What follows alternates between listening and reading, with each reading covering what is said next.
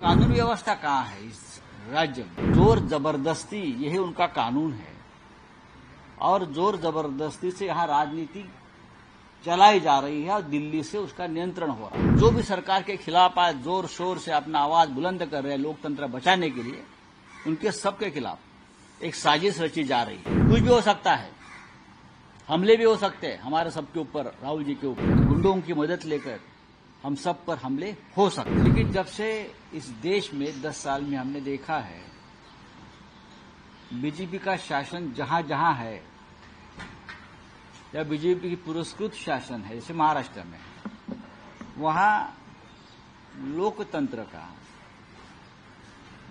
Freedom of press, freedom of expression का कोई वजूद नहीं रहा। अब जिस विधायक का आप नाम ले रहे हो वो तो सत्ताधारी पार्टी का है एक विधायक, और दूसरा विधायक जो है जितेंद्र आवाज, वो विपक्ष का है। दोनों के ऊपर हमले होते हैं। तो कानून व्यवस्था कहाँ है इस राज्य में? कहाँ है पुलिस, कहाँ इंटेलिजेंस है?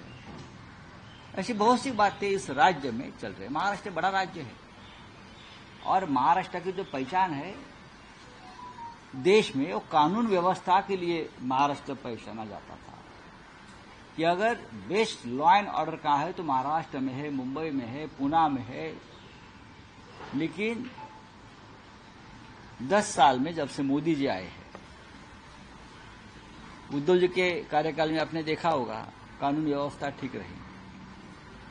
लोगों को जो दंगे भड़काने वाले या इस प्रकार से काम करने वालों को बहुत कंट्रोल किया था। नेतृत्व था महाराष्ट्र को, लीडरशिप थी। अब सत्ता पर कोई नियम बाह्य व्यक्ति बिठाया है संविधान के खिलाफ जाकर, वो तो गुंडागर्दी करेगा और गुंडागर्दी का समर्थन करेगा। आपने लोकसभा चुनाव में देखा है, उससे पहले भी देखा है। जोर जबरदस्ती यही उनका कानून है और जोर जबरदस्ती से यहाँ राजनीति चलाई जा रही है और दिल्ली से उसका नियंत्रण हो रहा है। जिस प्रकार से दाऊद एक जमाने में मुंबई का अंडरवर्ल्ड कंट्रोल कर रहा था, उस तरह से मुंबई और महाराष्ट्र की सत्ता और ये सब जो चल रहा है ना, दिल्ली से कंट्रोल हो रहा है, गुजरात से कंट्रोल हो रहा है।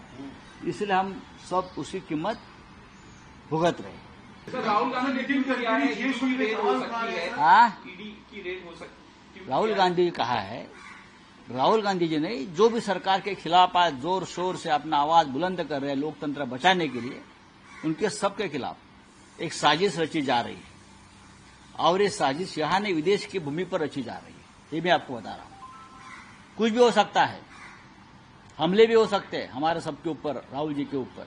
मैं इतना कह सकता हूं क्योंकि 1 महीने से जिस तरह से हम सभी लोगों ने राहुल जी के नेतृत्व में दिल्ली में इस सरकार की धज्जियां उड़ाई है, सरकार की नींद उड़ गई।